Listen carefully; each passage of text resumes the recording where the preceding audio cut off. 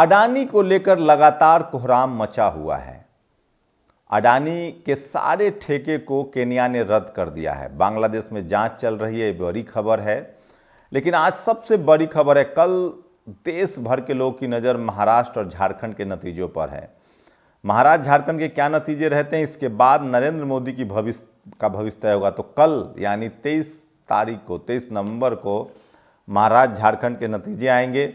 सारे exit poll बता रहे हैं कि बीजेपी जीत रही है। एग्जिट पोल लेकिन हमेशा गलत साबित हुए हैं। 2024 में 400 पार गलत साबित हुआ, झारखंड में और महाराष्ट्र में भी गलत साबित होकर अनुमान लगाया जा रहा है, क्योंकि हरियाणा में भी एग्जिट पोल गलत साबित हुए थे। तब कांग्रेस जीत रही थी, बीजेपी जीत गई। आज महाराष्ट्र में कई बीजेपी के नेता शिवसेना में शामिल हुए हैं। इससे अंदाजा लग रहा है कि कहीं एग्जिट पोल साबित गलत तो ना हो जाए। वहीं हेमंत सोरेन कूल हैं, उनको लगता है कि हमारी सरकार बनेगी। नमस्कार, मैं शंभू कुमार सिंह और आप देख रहे हैं नेशनल दस्तक। आज की तमाम बड़ी खबरें जो सोशल मीडिया पर वायरल है। आज धरती पुत्र माननीय मुलायम सिंह यादव जी का जयंती है। उन्हें देश भर याद कर रहा है। रक्षा मंत्री के तौर पे उन्होंने भारत के सेना के लिए बहुत सारी सुविधाओं का ऐलान किया और उसे इम्प्लीमेंट किया। एक किसान का बेटा जब रक्षा मंत्री बनता है तो वो सेना की सूद लेता है। ये बड़ी खबर है। मुंबई में लगातार महाराष्ट्र में आज राजनीतिक खबरें गर्म रही और ये तो तय है कि विनोद तावरे हों चाहे गोपीनाथ मुंडे हो, ऐसे लोगों को बीजेपी के ही नेता फंसा रहे हैं, क्योंकि वो बैकवर्ड समाज से हैं। आज कई सारे नेता शिवसेना में शामिल हुए हैं। प्रकाश अंबेडकर ने कहा है कि कल जिसकी भी सरकार बनेगी हम उसके साथ जाएंगे अगर हमारी जरूरत पड़ी तो। फांसी की बैरक में है आजम। चंद्रशेखर आजाद ने कहा है, आजम खान को जेल में रखा हुआ है। महाराष्ट्र में अभी से ही चुनाव के डेटा लीक हो रहे हैं। सोचिए, ये भी सोशल मीडिया पर खबर है कि महिला कितने, पुरुष कितने, कितनी वोटिंग पोल हुई है, ये खबर है। तो हो सकता है ये ऑनलाइन हो। और सबसे बड़ी खबर है, बीएसपी सुप्रीमो मायावती जी ने यूपी को लेकर कहा है कि किस तरह से संभल में शाही मस्जिद को लेकर फिर से विवाद खड़ा कर दिया गया। तो मैं फिर कह रहा हूँ, SC ST OBC के लोगों को इन विवादों से दूर रहना चाहिए। एक वीडियो आप जरूर देखिए जो सोशल मीडिया पर वायरल है। लेबनान ने फिर से 5 से 7 मिसाइल लॉन्च की और इजराइल के 3 लाख लोग भागने लगे। तो युद्ध ने किस तरह से बुरी हालत कर दी है। वहीं बेंजामिन नेतन्याहू के खिलाफ लुकआउट नोटिस है। 124 देश में जाते उनको गिरफ्तार कर लिया जाएगा। ICC ने नोटिस जारी किया है। BSP सुप्रीमो के लिए सूरज कुमार बौद्ध ने लिखा है, बहुजन समाज पार्टी के दलित समुदाय के युवा गोलियां खा रहे हैं, लेकिन अफसोस की बात है कि बसपा के किसी भी शीर्ष नेता ने इस पर आवाज़ नहीं उठाई है। तो ये सबसे बड़ी खबर है। और अडानी अपना घर स्विट्जरलैंड में बना रहा है, भारत में नहीं। वो धीरे धीरे विदेश में पैसा जमा कर रहा है। सुब्रमण्यम स्वामी का आरोप है और अमेरिका में वारंट जारी कर दिया गया अडानी के खिलाफ। पावर एवं एयरपोर्ट डील रद्द है। बांग्लादेश में बिजली सौदे की जांच। श्रीलंका में पावर डील पर सतर्क। ऑस्ट्रेलिया खदान के खिलाफ भारी असंतोष, विरोध प्रदर्शन।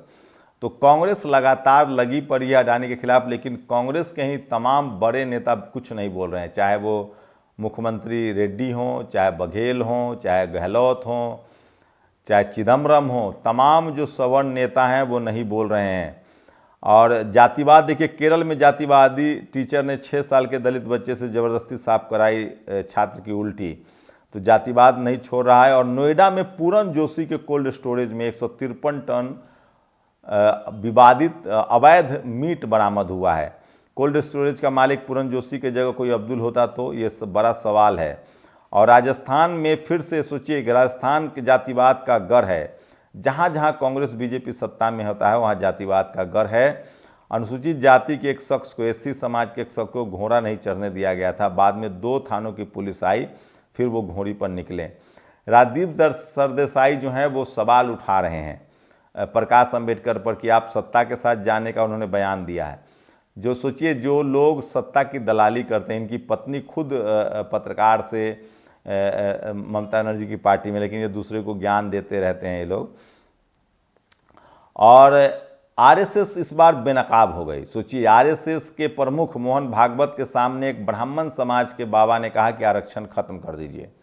SC ST OBC का आरक्षण, सवर्णों का 10% आरक्षण नहीं। तो सोचिए कि इस देश का ब्राह्मण समाज से आने वाला साधु भी आरक्षण के खिलाफ होता है।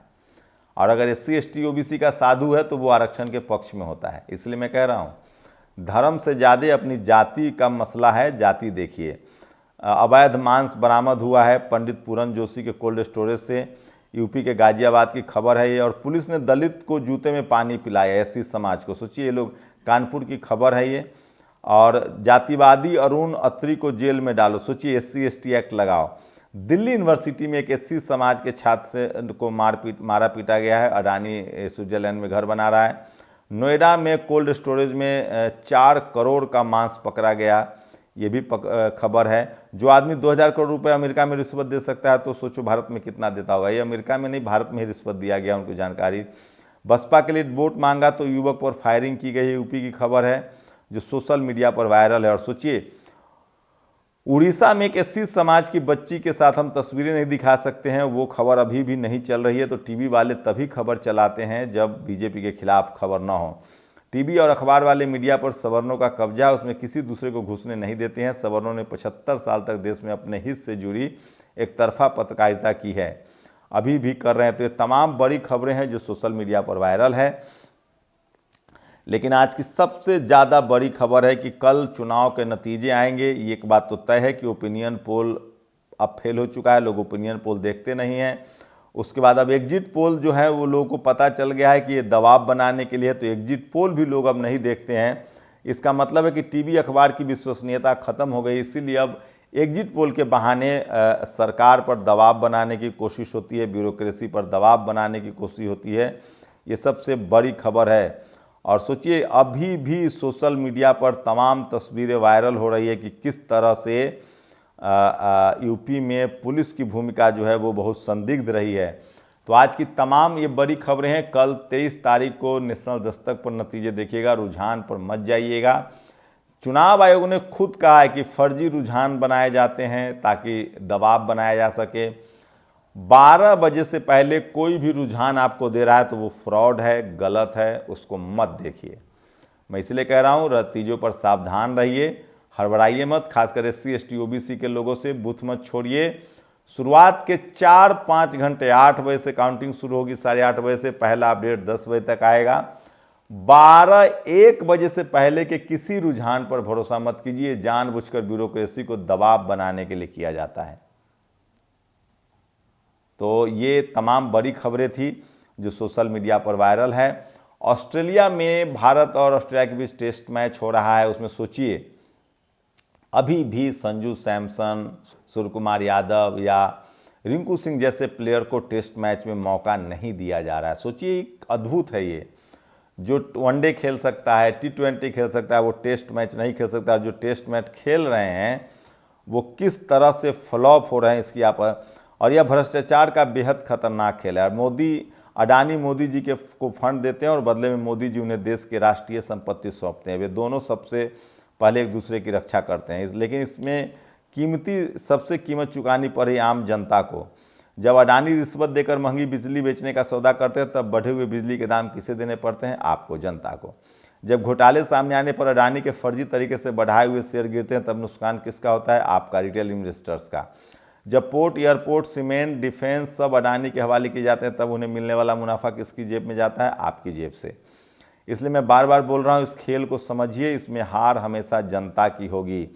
तो राहुल गांधी अब पूरा, और मिस्टर गौतम अडानी के लिए एक बेहद खराब खबर है। ये खबर इस बार ऑस्ट्रेलिया से आई है और आरोप है नस्लभेद का। स्विट्जरलैंड के, ऑस्ट्रेलिया के क्वींसलैंड में अडानी ग्रुप की कारमाइल कोयला खदान है। यहाँ पर अडानी समूह की कोयला यूनिट ब्राइव्स माइनिंग एंड रिसोर्सेज के खिलाफ शिकायत दर्ज की गई है। आरोप है कि जब स्थानीय आदिवासी कोयला खदान के पास स्थित झील के पास गए तो सेठ के कोयला खदान के कर्मचारियों ने आदिवासियों के साथ मौखिक और शारीरिक मिसबिहेव किया, जिसके खिलाफ स्थानीय स्तर पर शिकायत दर्ज की गई है। तो वो भारत नहीं है जो आप बच जाएंगे, वहाँ आप धन्ना सेठ हो या अमीर हो, पुलिस कार्रवाई करती है और इसलिए वो फंसते हुए दिख रहे हैं। और वहीं सबसे बड़ी खबर है कि अडानी पर सुब्रमण्यम स्वामी ने खबर लीक की है कि किस तरह से अडानी जो हैं वो भारत में नहीं स्विट्जरलैंड में घर बना रहे हैं। तो क्यों भारत के धन्ना सेठ, भारत के लुटेरे लोग विदेश शिफ्ट हो रहे हैं, ये सबसे बड़ा सवाल है। और भारत का हर अमीर आदमी अपने बच्चों को विदेश भेज रहा है, वो इस देश को क्यों नहीं बेहतर बनाना चाहता है, ये सबसे बड़ी खबर है जो सोशल मीडिया पर वायरल है। मैं इसीलिए कह रहा हूँ सोशल मीडिया ही सच्चा मीडिया है, सोशल मीडिया ही बहुजन मीडिया है। तो आप अपनी प्रतिक्रिया जरूर दीजिए। शुक्रिया। नेशनल दस्तक की आपसे गुजारिश है कि अगर इसको बचाना चाहते हैं तो नेशनल दस्तक को सब्सक्राइब करने के लिए रेड कलर के सब्सक्राइब बटन को दबाएं, फिर बेल आइकन की घंटी दबाएं। नेशनल दस्तक को बचाने के लिए बहुत जरूरी है कि हर खबर को शेयर करें, लाइक करें, कमेंट जरूर करें।